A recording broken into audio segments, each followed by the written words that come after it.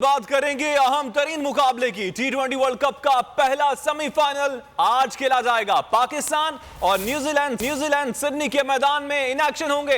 Knockout match से पहले कौमी स्क्वाड ने प्रैक्टिस के बजाय आराम किया। कप्तान बाबर आजम अकेले मशकें करते रहे। सेमीफाइनल मैच के लिए ग्रीन शर्ट्स की प्लेइंग 11 बरकरार रखे जाने का इम्कान है।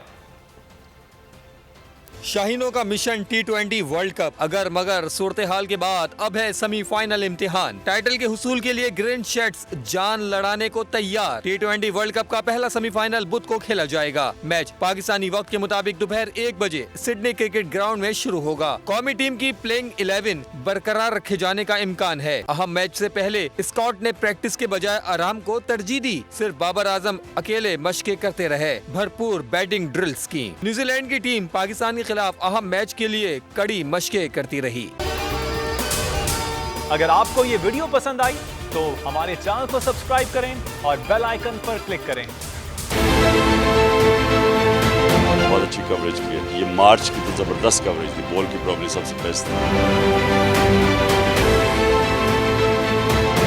सबसे ज्यादा रील्स और सबसे ज्यादा रेटिंग के साथ बोल रहा नंबर 1। सब्सक्राइब करें और बेल दबाएं ताकि कोई खबर रह न जाए।